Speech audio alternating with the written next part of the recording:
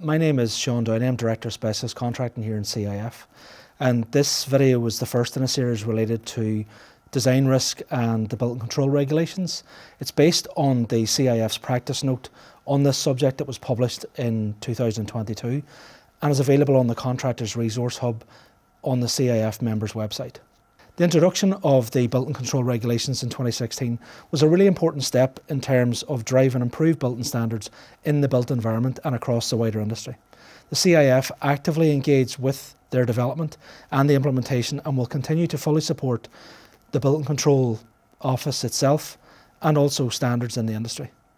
CIF believes that the current legislation and the Code of Practice generally are sufficient to effectively apply the regulations when they're used properly and when they're supported by all the different project partners, including clients.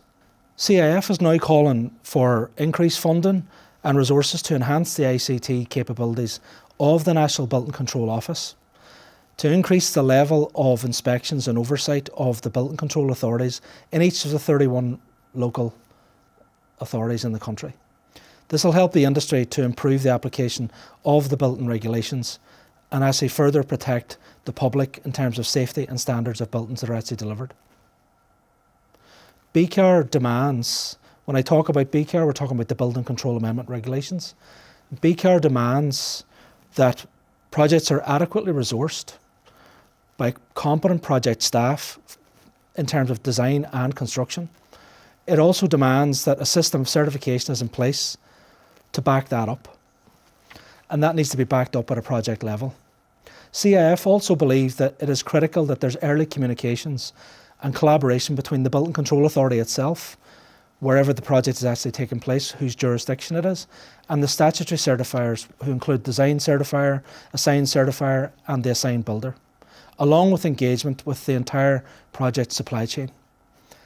At a starting point, the Building Control Authority must ensure that all commencement notices are actually compliant with the provisions regarding the listing of items yet to be designed. It's a very, very important point because the certificates that are provided at the pre-commencement stage must set out the design that's been completed and a schedule of design information, and also must set out a series of design that is still remaining to be completed. And that is very important to give the building control officer an opportunity to actually consider, well, where's the risk in this project and at what point should I intervene? Is there any point in perhaps going to investigate a project at this stage if there's no design complete for that particular element where I would traditionally consider it to be a high risk element of work?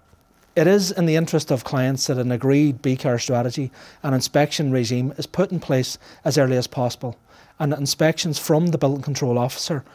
can actually take place then during the construction phase, not when a completion certificate is about to be submitted, and as early as possible. So we would really try and drive home that mantra that as soon as you know a commencement notice is going to be served, try and engage very quickly with the Building Control Office, meet them,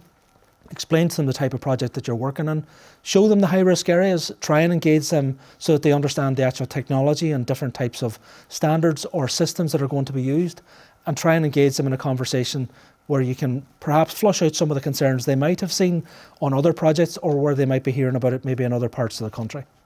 This really means taking a lean project management approach to the operational side of building control, and certainly ensuring that all parties have a common interpretation of the legislation, the act that underpins building control, but also its application, particularly around phased or sectional completions. CIF is calling for the strengthening of the National Building Control Office so that it can actually act as a court of final judgment on all BCAR related matters, and particularly in any interpretations of the Act or the process that supports BCAR, people's roles, certification, who's supposed to be doing what at each particular stage. As an industry, our focus must be on delivering value